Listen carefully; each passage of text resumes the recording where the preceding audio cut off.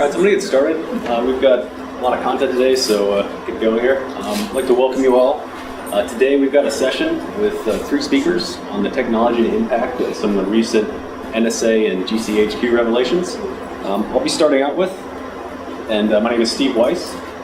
I'm a CTO of a startup called PrivateCore. We'll also be having Matt Fredrikson, who's a PhD student from the University of Wisconsin, and Eleanor Saitta, who's a hacker and independent consultant. And we'll each be talking on different subjects. And to start out with, I'm going to be leading off with some of the physical and firmware attacks from the NSA Ant catalog. A little bit about myself. As I mentioned, I'm working at a startup in Silicon Valley.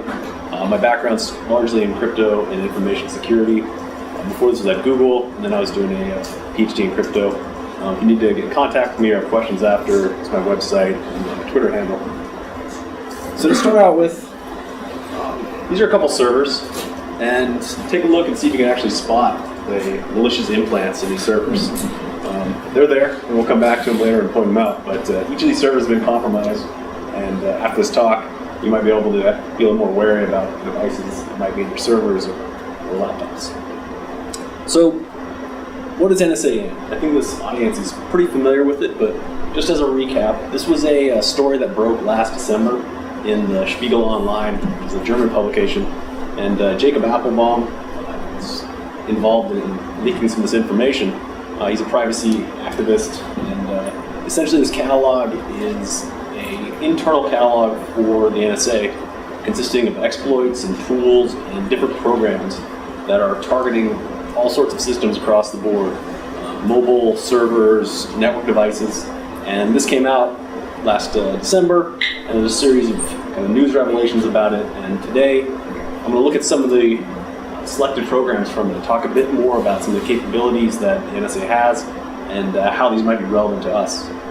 Now, over the last year, we've had hundreds of different programs disclosed, and the NSA Ant catalog consists of about 40. We'll talk about 5 or 6 today, and it'll be a small sample of what's out there, but the idea is that there's many, many different types of exploits and tools being used, and I think that we need to pay attention to them and learn more about what's going on in order to understand what the capabilities of not just the NSA, but other state sponsors and eventually attackers in general. So we're not just talking about intelligence services in the NSA, we're talking across the board. Now today, we have a mixed audience in terms of background. I'm going to use some basic terminology. So very simply, like when I say software, I'm kind of talking about your applications, your operating system, Windows, Mac, thing you're familiar with using. Beneath the software, there's firmware, and I'll define a couple of these terms in the talk. And firmware is basically more persistent software that lives kind of usually in hardware or boots up before your regular software boot. And then beneath that, we've got hardware, which we're all pretty familiar with. This is your processor, memory, disks, kind of the actual physical components that you use. So to jump right in, the first program I'm going to talk about is called Deity Bounce. And I'll define some of the terms in there. So I mentioned BIOS and SMM. I'll come back to that in a minute. What Deity Bounce is it's a exploit that the NSA was using against Dell servers. And they'd inject this by having somebody go with a USB stick and plug it into a server. So that would compromise what's called the BIOS, and I'll touch on that in a minute. And that would inject an exploit in the SMM. And I'll cover several other examples of this kind of combination of BIOS and SMM over the course of the talk. As you see from the slide, this has been around in this NSA Ant catalog at least since 2008. And in the security community, we've been well aware of these exploits for a long time. This is not really anything new. It's been well known that the BIOS is a potential attack vector, and this is really just showing that yes, somebody's out there exploiting this, really using this in practice. And so unit cost is also zero. This is completely software. There's no marginal cost to using this exploit. So what is the BIOS and SMM, and why would the NSA be going after these things? So the BIOS, that means basic input-output system. And this is the software or the firmware that runs on a server or a laptop that sets it up and gets it ready for the operating system. So it boots up first and it configures the system. And one thing that it configures, at least on Intel platforms, which are about 70% of the market for servers, is called the SMM, the System Management.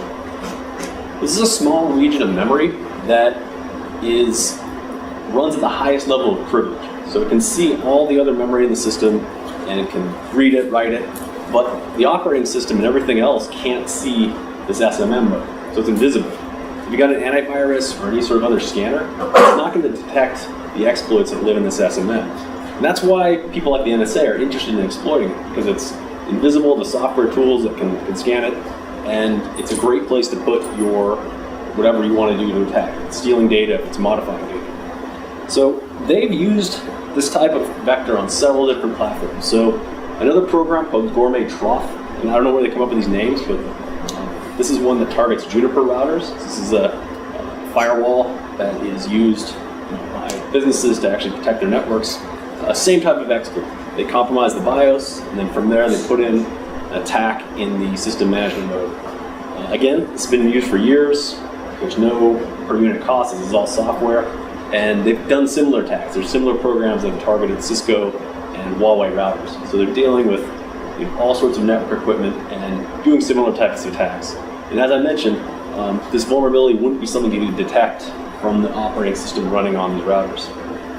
Now, BIOS and SMM isn't the only game in town. So another program is called the Irate Monk.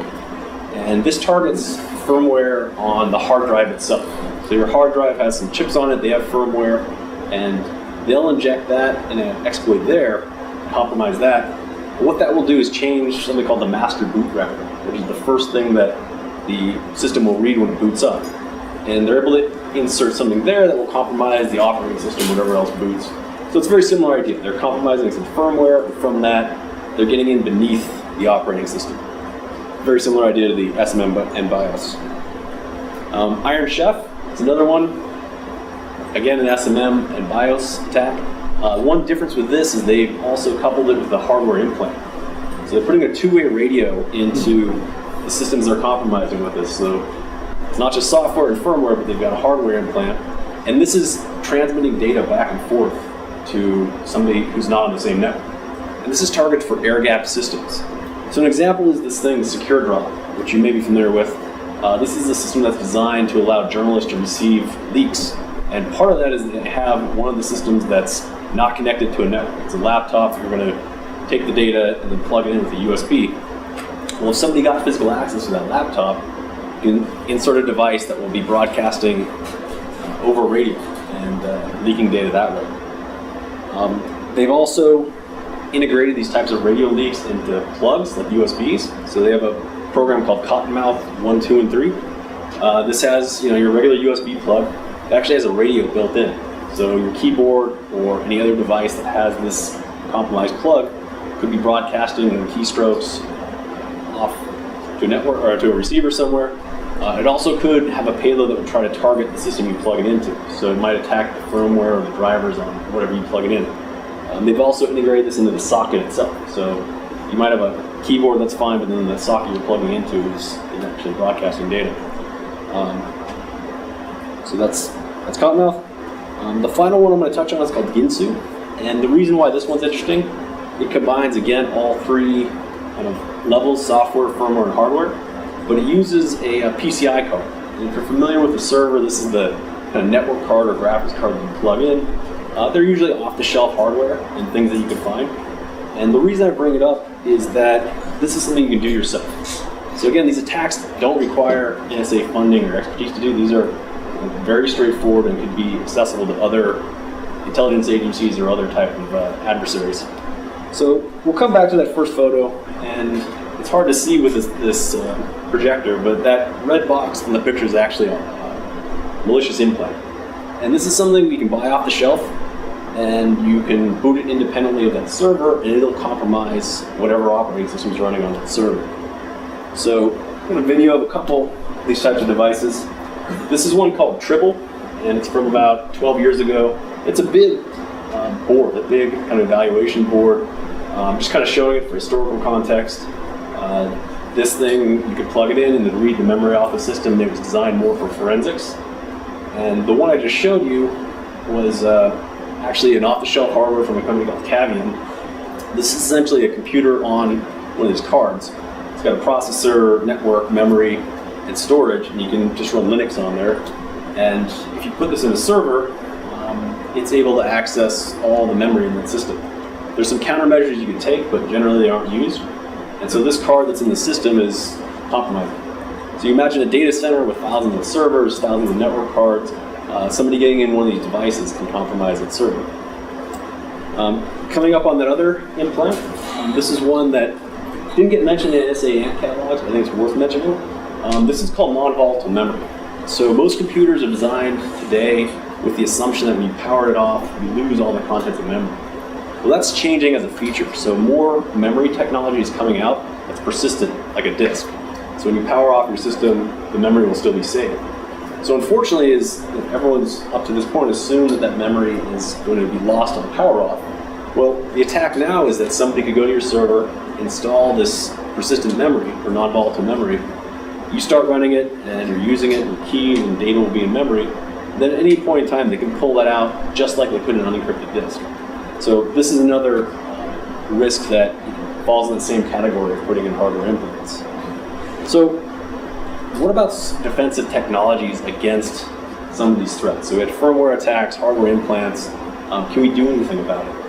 Well, one technology that's available from Intel, and there's a similar one from AMD, is called trusted execution technology. And the idea here is that you take all the software and firmware that's going to be used to boot the system, and you measure it with an independent device that will audit it. And that device is in the lower left corner, and it's called the Trusted Platform Module. And I'll get back to some of the caveats of this, but the idea is that you measure all the software, and you have an independent piece of hardware that can store those measurements, and somebody remotely can get that report. So they can connect to the server and verify that, okay, this server actually booted with what I think it should boot. And so if somebody changes the BIOS, hypothetically you should be able to detect it. Verified boot is a similar idea of making sure you boot the right process, but what this does, it has a secret that's baked into some hardware, and there's some non-volatile memory or some component, and it'll verify the next step of that boot chain. So you have your root of trust that verifies the BIOS and then verifies the operating system, and so on. This image is from Chromium, so the Chromebook. They use this process. There's one equivalent for Windows called Secure Boot. So this technology exists and it's trying to solve this problem. One that's in the pipeline that's worth mentioning is called software guard extensions. This is a new feature that's coming out in about a year and a half, 2 years. And the idea here is you can get portions of memory that are protected through the hardware that will only run unmodified code. So even if your system was compromised at the BIOS level, you can verify you're actually running the code you expect in one of these secure enclaves that are provided by SGX. So, these all sound great, but what about against the NSA? So there's some bad news. So trusted execution, it works as advertised, but you are depending on this trusted platform module and the CPU, and you don't really have an authoritative list of what's a good BIOS and bad BIOS. So if I were the NSA and wanted to target this, I would manufacture my own TPM, my own trusted platform module, and use that, and I could fake measurements. Verified boot, again, you're relying on some piece of hardware or some piece of data that's supposed to be trusted on your laptop or your server, and if you're a state actor, you can replace them. So I think these technologies are great for kind of general purpose, general adversaries, malware, but if you're the target of a state actor, it's not really going to help you if they're willing to go to that length. SGX is the same thing. You're relying on some trusted bit of data, and then at the end of the day, your CPU actually has an update mechanism that will accept signed updates that are supposed to come from somebody like Intel or AMD. If I was an intelligence agency and got my hands on those keys, I can issue mine updates and make your CPU behave the way I want it to. So at the end of the day, you're relying on trusting that CPU and things from the vendor itself. So what can we actually do about this? Well, I still recommend using those defensive technologies. Your adversaries aren't always going to be the NSA, and it does raise the bar. So if it's available, use a system with verified boot or secure boot, or use trusted execution technologies. Old-fashioned physical security controls make sense in this context. If you're traveling overseas, you'll want to keep your laptop secure with you, depending on where you're going and what your threat model is. I've got a picture of tamper-evident bags. You can put your devices in these bags, and seal them up and sign them, have some evidence that somebody opened that bag. and just keeping physical possession of your server or laptop matters in this model. Supply chain security is also something to be aware of. When you order your MacBook online, you'll get that FedEx tracking of it getting shipped out of Shanghai or Shenzhen all the way to your house. And so anybody along that way, from the factory to the shipper to whoever got you that laptop, could have modified your hardware. So you have to be aware of who knows that you're getting this laptop and all the points that it could be modified along the way. Finally, more long-term is the idea that today we have to trust these vendors and trust their hardware. There's currently projects to make open source hardware. So this image is from something called Novena.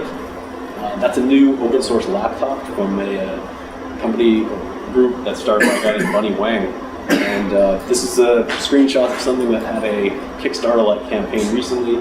The idea is that you can build your own laptop and source your components from who you want them to be from. And then you can have some trust that this is actually a legitimate component and that every piece of that system has come from somewhere that you actually trust. So I have a time for a couple minutes. I want to leave plenty of time for the other speakers. Take probably 2 questions. Anyone? There's some things in there at zero cost. How can hardware to zero cost?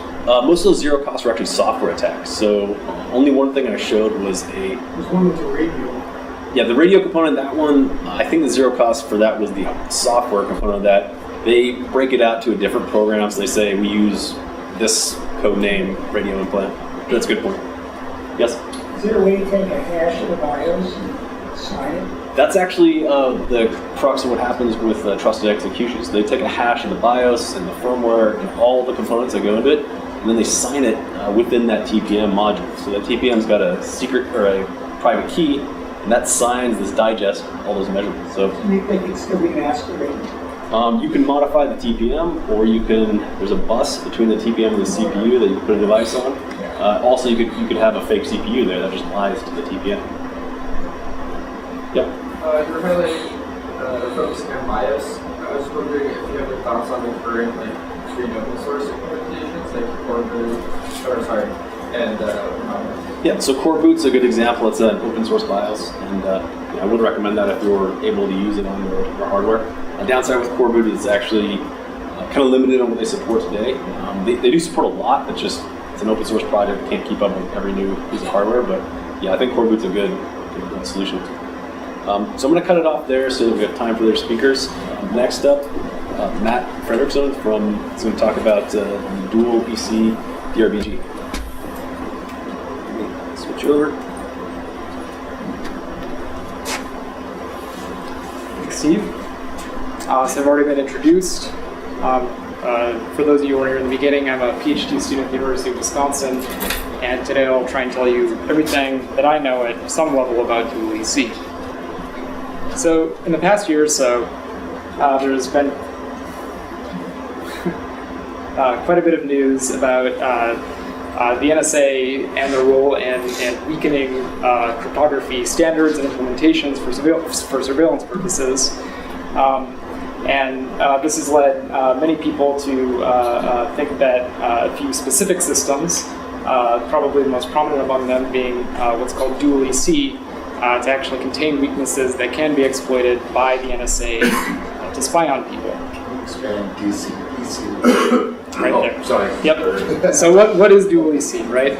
If we expand it out, the EC there stands for elliptic curve. So the full name is the Dual Elliptic Curve Deterministic Random Bit Generator, or DRBG. A DRBG is sometimes maybe more commonly known as a pseudo-random number generator, or PRNG. So what dual EC is it's a way of generating random numbers or random looking numbers on a computer, and in this case it uses elliptic curve math, which we'll get into a little bit later. Dual EC was actually standardized for use in cryptographic applications by several bodies in the mid-2000s, which has actually led to its adoption in a few instances. But this doesn't really tell us why cryptographers, or by extension the media or anyone else, would actually care about a backdoor and a random number generator, or what a backdoor and a random number generator actually might look like. So to get into that, we'll see how randomness and random bits play a role in TLS, which is probably the most important and widely used cryptographic protocol today. TLS is what's used sort of under the hood in your browser and in web servers to secure connections and verify the identity of parties that you're trying to connect to. So you'll know when you see it in your browser, you see that nice little green lockbox in the corner of your navigation window. And it'll tell you things like the content that is actually being rendered does come from the party that you expect it to, in this case, google.com. It also tells us they're using strong encryption to send all the data back and forth. So, this makes us feel like we're actually getting some security out of the system. So how does TLS actually work? So if I want to connect to Google, I'm simply just going to send a message that says, hey, let's start a secure connection. And then Google and I are going to enter into what's known as a handshake.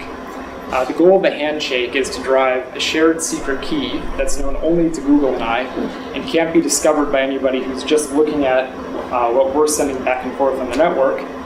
And of course, we're going to use that secret key to encrypt all of the content that we're sending back and forth. Right? So randomness actually plays a key role in how this handshake works and gives us all the security guarantees that we're after. So let's take a closer look at it. And for this, we're always going to assume that there is a network adversary who can see everything that's going between the client and the server, me and Google, but can't see what is in the memory of the client or the server, right? So to begin with, I'm going to generate a random value, we'll call it R1, and just send that in the clear over the network to the server, Google. Google is then going to generate two more random numbers, R2 and a value A. And it's actually going to send R2 in the clear over the wire, but it's going to combine A with a number P, sort of in a multiplicative way, you can think of it. And P here is known to both me, Google, and even the network adversary. To finish off, I'm going to generate a final random value B, combine that with P in the same way, and then the client and the server are going to generate their shared secret key more or less by running what's called a pseudo-random function. You can just think of it as a function that jumbles up all of its inputs that contains our shared secret, like the combination of A and B and P, and those two random values. And what's important for security here is that A and B are actually hard to guess after seeing just A times B and B times B over the network, right? So the client and the server can compute the full product, but the network adversary isn't able to do so because he can't learn what A and B are. So if I'm a clever network adversary, I might think that a good way to attack this system is to design a random number generator such that maybe I can predict that value A after seeing the server's first random value R2, right? And the capability to do that would come from what's known as a backdoor in the random number generator. And so this is exactly why somebody might actually want to put a backdoor on something as esoteric as a random number generator, and of course why cryptographers and everybody else cares about this.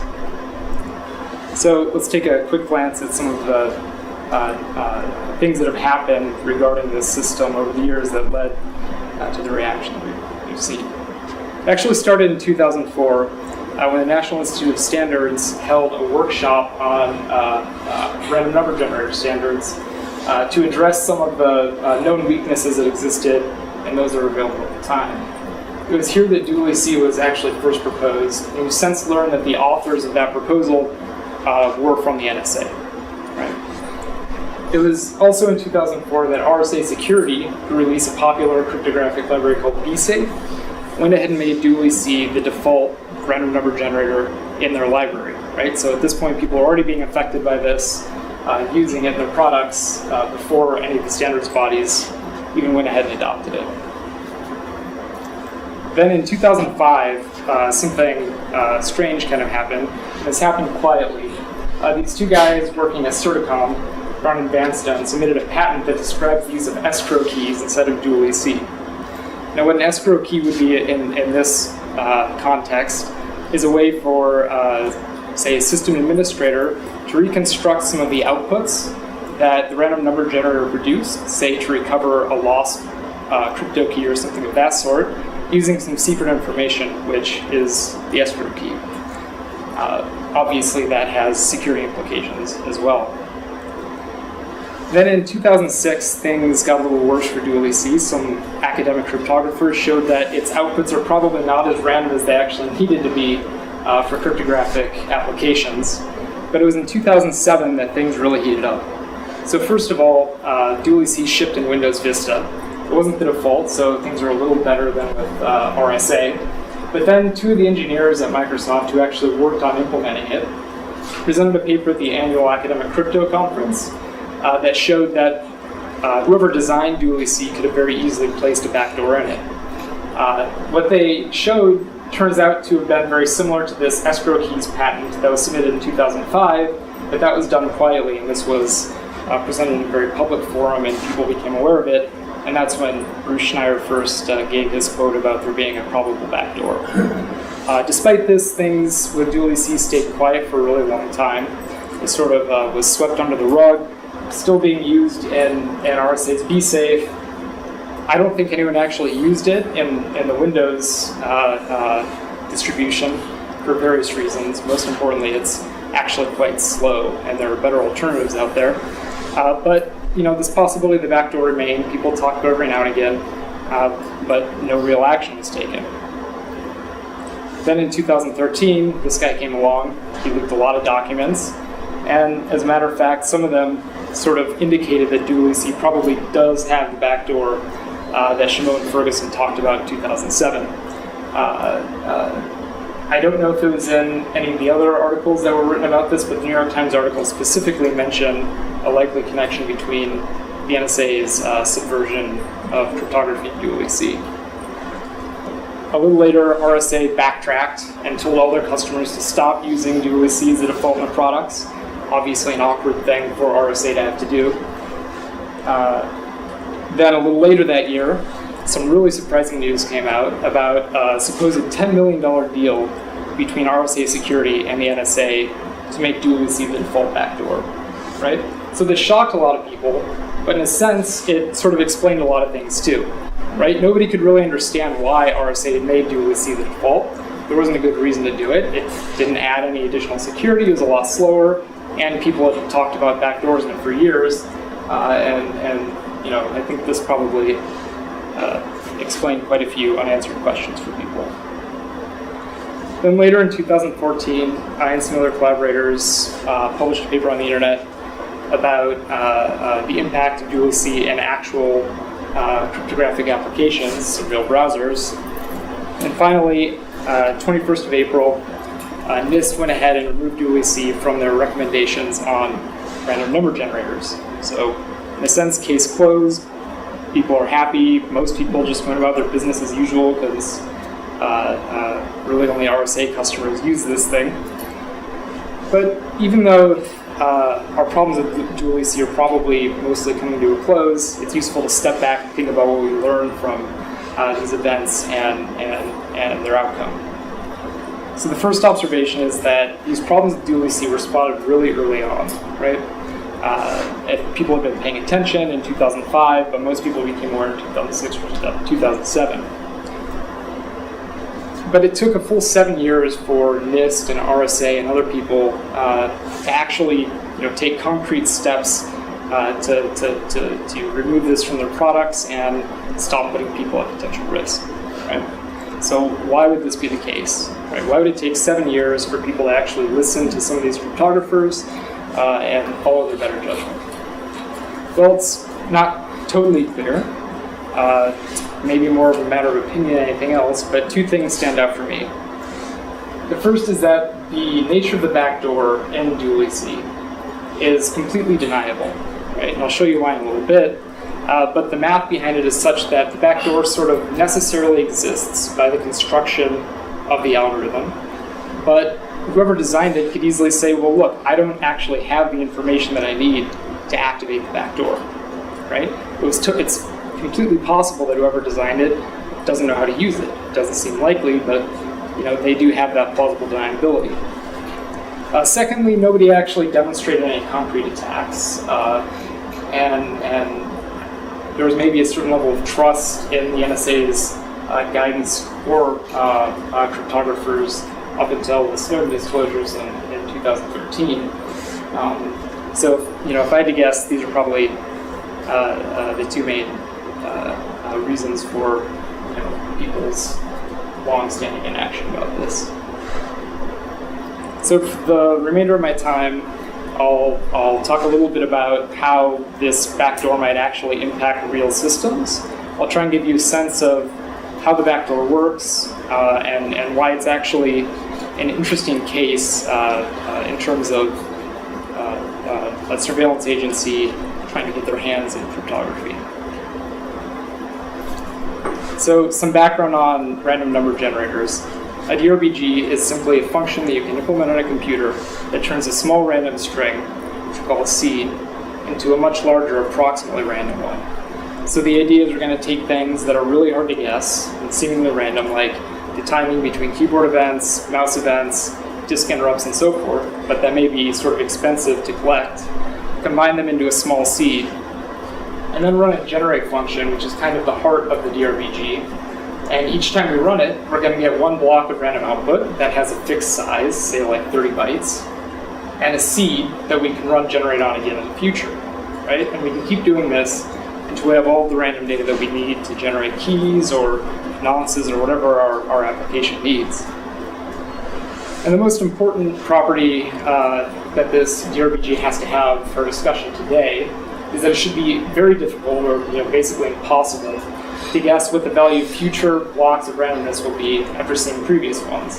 So if I see block 0, I shouldn't be able to guess what block 1, block 2, and so forth are. Now, of course, in order to have this, we're going to need that seed to remain a secret to whoever is generating the random numbers, right? Because this generate function is public. That's in a NIST specification. So anyone who gets that can just run that and predict as many blocks of output as they want. And the way that DualiC actually does this, using elliptic curves, by the way, elliptic curve is a very fancy, sort of intimidating sounding thing, but for our purposes, you can just sort of think of it as a two-dimensional curve. And for each point, we can define sort of a multiplication operation. Depicted it sort of graphically here, but it's not important what the real math behind it is for understanding how the backdoor works. So DualiC relies on 2 points on some curve that's specified in the NIST standard. These points are also specified in the standard, so the NSA picked them. And at each time you call generate, DualiC is going to multiply that first point, P, by the seed to get the next seed that it's going to use in the future, multiply the second point, Q, to get the next block of output, right? So why would anyone actually use elliptic curve math to design a random number generator? Well, there's this thing called the elliptic curve discrete logarithm problem, which is very technical sounding, but it basically says that it's hard to find a factor that relates any 2 points on an elliptic curve. You can use this problem to mathematically prove that a system actually satisfies the security properties that you say that it does. And that was sort of the original justification for having DualiC and incorporating it into the standard. Nobody actually accomplished such a proof. In fact, somebody proved that it wasn't secure in the end. But that sort of tells you why people might have wanted to use it at any point. So the last line supposed to be E to the B? So that's a matter of taste. Oh. Yeah, I said logarithm. With elliptic curves, a lot of people use the multiplicative notation, but you could think of it as exponentiation. Yeah.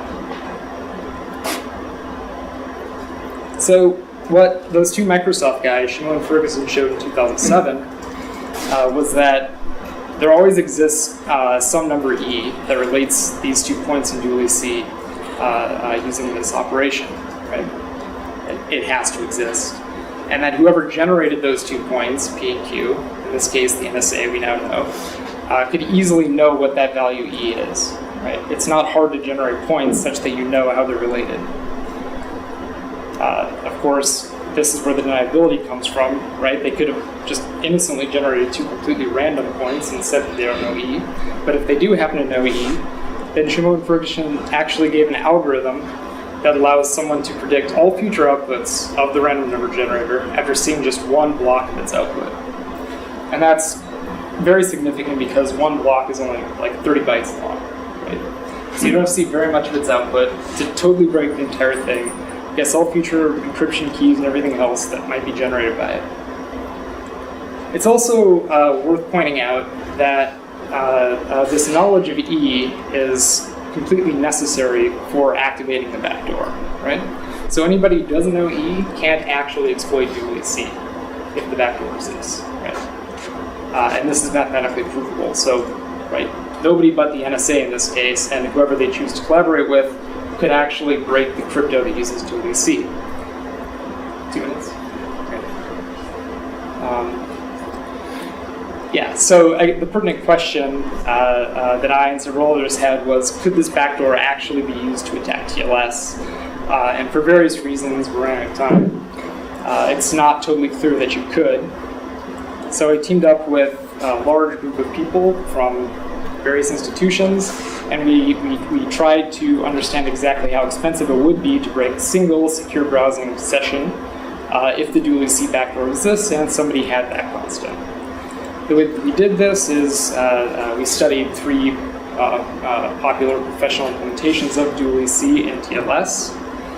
We assume that somebody knows that value E that relates the 2 coins, and we reverse engineered each of these apps to actually sort of implement that assumption. Then we just made connections in a totally normal way, recorded the network traces, and tried to guess the session keys. We actually got our first results within like 2 days of starting this. We found that OpenSSL was impossible to exploit by dual C, but not for the right reasons. The OpenSSL developers actually implemented dual C incorrectly, so that if you ever tried to bring up an SSL connection with dual C, you would basically crash OpenSSL and you couldn't do anything, right? Weis. Yeah, exactly. So we told OpenSSL about this, and Steve Marquez sent a note out to the developer list saying, the nature of this bug shows that nobody has actually used OpenSSL dual C, and we're not going to fix it. They just left the code there. Said we're better off without it. So I'll quickly go through the rest of the results. The important part is this attack time in minutes. That's the amount of time it takes to break a single TLS connection. And what stood out for us was that we studied 3 systems. We got 3 qualitatively different sets of results. Right? So for the C version of RSA's Be Safe, you can crack a connection in just a few seconds and maybe do Dragnet style surveillance. The others, it takes hours, or in the case of OpenSSL, once you fix it, potentially much, much longer, right? So this was both surprising and very interesting. Talk about that offline, but I'm running a quick bit at a time. So yeah, just to wrap up, dual C could very well contain over a backdoor. We didn't look for any evidence that somebody knows that E, right? That's not really a technical question. We need more leaked documents to prove that. But if the backdoor is in use, then its effectiveness for breaking real connections probably varies hugely between targets depending on the software that they use, right? And again, I'd be happy to talk about why that is offline. It's actually really interesting if you're into crypto. So come find me or download our paper from dualc.org.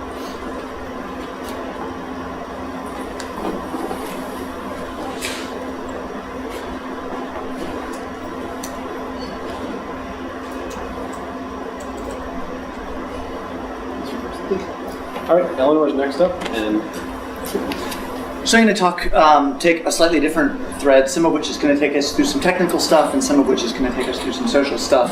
This is coming out from a recent set of leaks that are centered around the Joint Threat Research Investigation Group, which is a GCHQ organization. They are an effects-oriented organization, is what they call it. Basically, they are people who look at using the network to make things happen in the real world. It's kind of hilarious that they have protect on there because that isn't really actually part of their mission. Destroy, deny, degrade, disrupt, deceive. So they're using a lot of technical attacks to do these, which we'll go into, but they're also using a lot of psychology. And I think this is really interesting because a lot of the focus has been on specific technical effects and on collection. And while the seed of any privacy violation is definitely occurring in collection, that's not necessarily the worst of it. And I think it's really, we've heard very little about the analysis pipelines, and it's really interesting to look at where that may go. So yeah, definition of effects is having some kind of impact in the world. This is 5% of GCHQ operations. So while they're doing a lot of stuff that is just straight up capture, they're also going out and owning a lot of systems and doing a lot of specific social work with that owned information. And one of the core things that I like to try and repeat to people is that you do not do intelligence work if you do not have some real world goal. You're not trying to learn everything, you're not owning all these systems if there isn't some political, economic, social end that you're trying to impact, and in a lot of cases you're trying to do that fairly directly.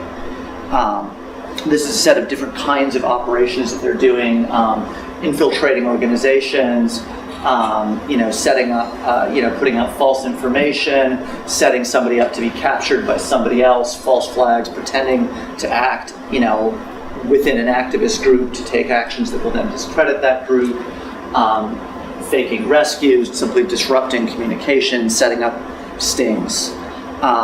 So they did apparently a bunch of denial of service attacks against Anonymous, which it's unclear how disruptive they were, but they were certainly crowing about having successfully disrupted the communications of various anonymous groups, and certainly in the kind of period before this, a lot of the Anon servers were getting continuous denial of service attacks. This was a thing that was definitely going on. Now, we don't know how many of those attacks can be attributed to GCHQ. I'm sure that it's not clear, but they were probably just compromising the same botnets that everybody else uses for denial of service instead of building their own that might be more attributable. This is really interesting because while Anonymous as an organization has engaged in some criminal activity, a lot of the work that they do is entirely legal activism work. And so we get very quickly into freedom of assembly questions here. And here they're talking about their ability to have an effect on hacktivism as a structural tactic, which is, again, kind of weird because hacktivism covers everything from stuff that is definitely illegal to stuff that is very, very definitely legal. And even things like denial of service attacks are still technically in legal gray areas. So here's a slightly older slide deck where they're talking about some of the other kinds of disruption attacks that they're doing. Here, I think this is stuff that they're doing in Afghanistan, so you're dealing with an older technical base, and I apologize for the tiny font size and the horrible contrast, blame NBC. But bombarding a phone with text messages or with phone calls, destroying online presence, taking stuff down, blocking up their fax machine. If you've got some, I don't know, insurance agent in Kabul or something that still uses a fax machine for a bunch of stuff, that is actually really annoying to deal with and actually can be quite disruptive. So they're also talking about discrediting companies. So this is direct GCHQ economic espionage. Now it may be economic espionage that they're talking about in the context of material contribution to terror, but that's not what they're really talking about here. They're talking about, ruining reputations, posting confidential information, stopping deals, ruining business relationships. This is not stuff that is clearly within the counterterrorism bounds, and this is what we see these kinds of SSL attacks and this kind of collection being used for. This is an interesting one. Here they're talking about trying to directly fool other countries' signal intelligence groups, some of which are, setting up fake vulnerabilities, or accidentally putting information on a cleared network. Some of these may be, again, this may be espionage, or, corporate espionage just as easily as it can be foreign intelligence espionage. It may be trying to fake another country that's also doing economic espionage into doing something. Again, this is on the edge of a lot of the more technical stuff. This slide, and again, apologies for the size, is talking about honey traps. It's talking about basically using sex to manipulate people into, revealing secrets, going to meetings they shouldn't, showing up somewhere where they can be shot, whatever. And this is interesting because they're talking about, okay, how do we, what can we do? Remember, this is still all inside GCHQ. This is not a larger field intelligence organizations. They're talking about what we can do purely within mostly the social networking world to fool people into the fact that there's some romantic possibility or fool people into lowering their guard. And this is a description of a virus. Apparently, we don't know who these slides were written for, and I'm thinking that this was probably not a very technical audience. In this case, make the screen shake. But what's interesting about this stuff is that in the same way that they've taken exploitation of SSL, exploitation of operating systems, and standardized it and scaled it up and made it into something that is an industrial process, they're doing the same stuff about this kind of stuff. They are working on formalizing tradecraft, formalizing this kind of stuff into how do we make sure that this scales, make sure that it's reliable, repeatable, all of the things that you want from any other munition. Oh, and they're also talking about doing this with journalists, which is kind of an interesting way of structuring the world. But talking about harvesting the credentials of journalists, and this is, analyzing employees, understanding, how they're going to be able to manipulate who, and this isn't necessarily even being done to, with any specific effect in mind. It's just like, well, we'd really like to control the Pakistani press because that would be useful. So we're just going to go enable a bunch of journalists until we can do what we want. And this is when we get into the less computer network exploitation-driven stuff, we start talking about propaganda, deception, mass messaging, pushing stories, developing aliases, and then into psychology. And this is where it gets really interesting. Because it's not just a question of, let's exploit a single specific individual or let's try to disrupt a small group. They're talking about doing this kind of work at the cultural level. Some of it's trying to understand the cultural context of a small group, but within trying to fit them into a larger cultural context. So you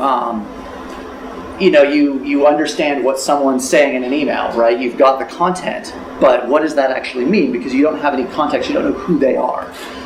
So they've got this system called Squeaky Dolphin, and the goal of Squeaky Dolphin is let me figure out what your non-mission related social media entertainment profile is. What do you like on YouTube? What do you like on Facebook?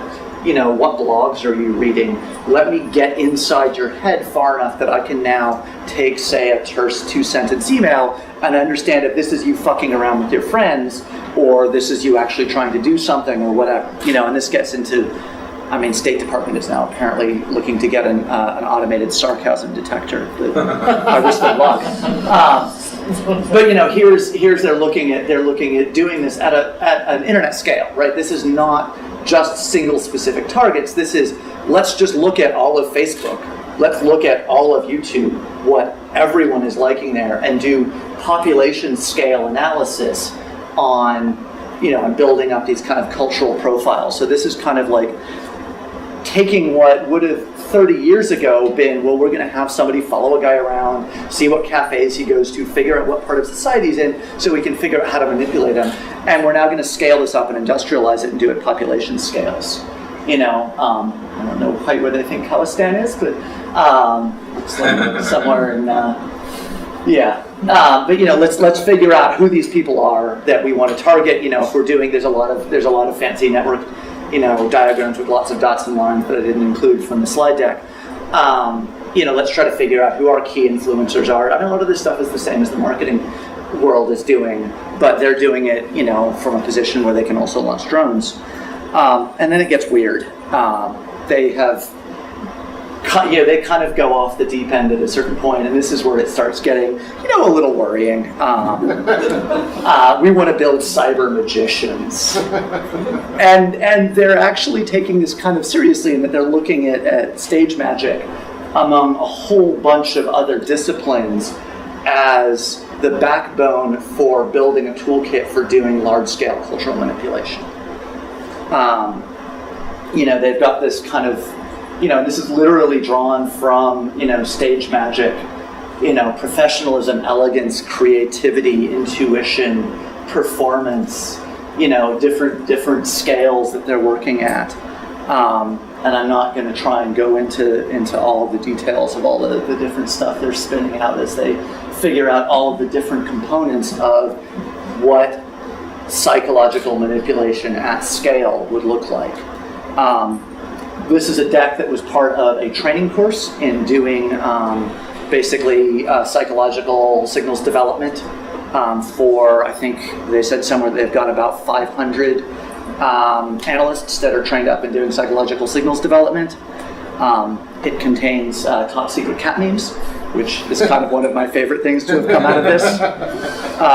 They have psychological profiles of different browser users, who is going to be more and less extroverted, who is going to be more and less agreeable to experience. And then they're talking about, they're kind of cutting it back and saying, okay, how do we make decisions? How do we understand things? How do we act in the world?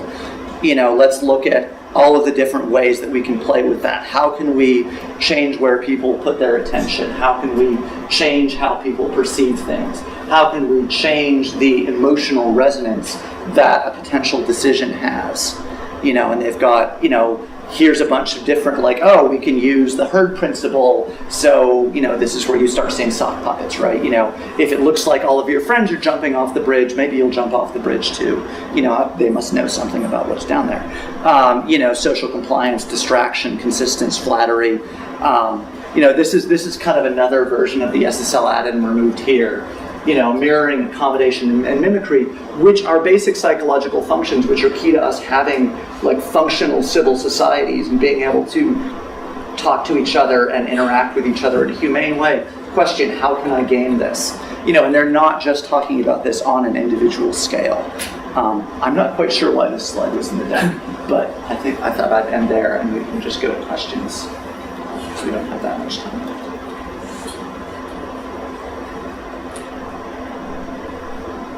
How confident are you in Augmented case slides? Fairly. I mean, this is all stuff that got dropped through the Snowden release, and we've had no reason to suspect anything else. Now it's not clear. This is a marketing deck at some level, right? Some of it's training, some of it's marketing, and even the training is also kind of marketing internally. So we don't know, and they're not explicit quite how far along they are, right?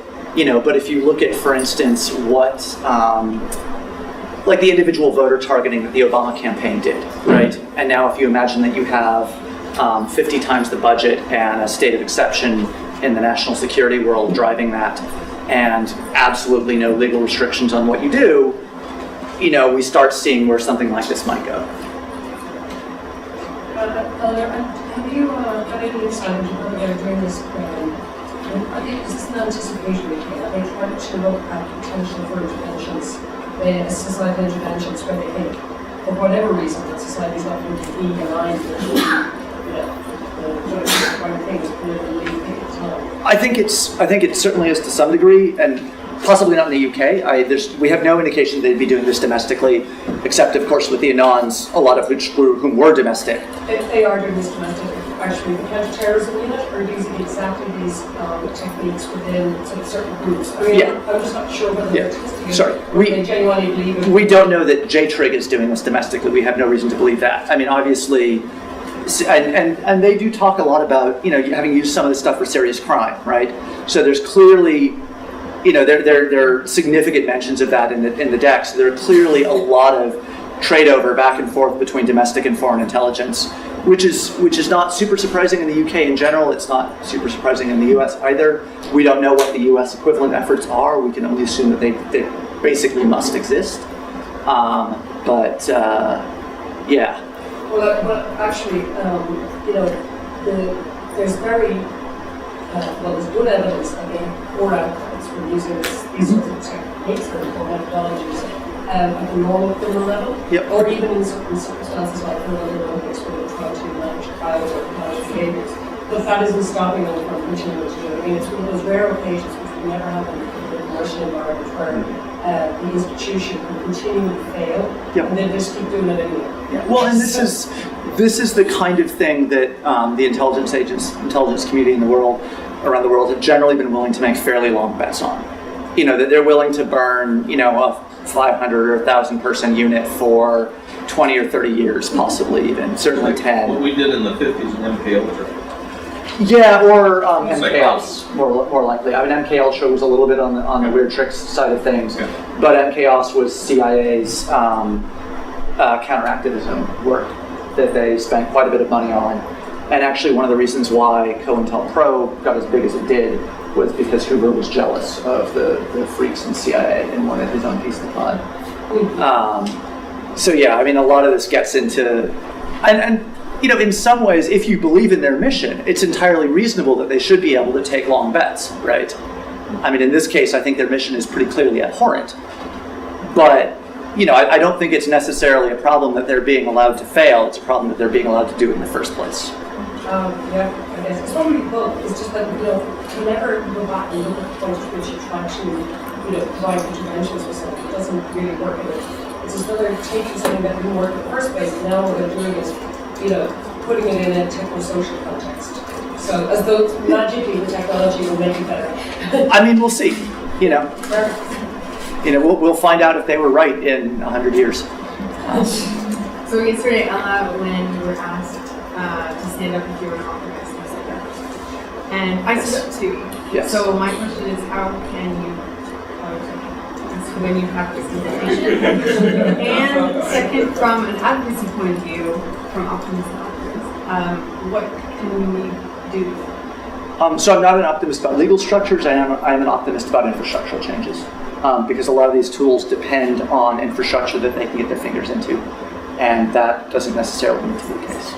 And I think we're out of time, so should we wrap it up? Thank you very much.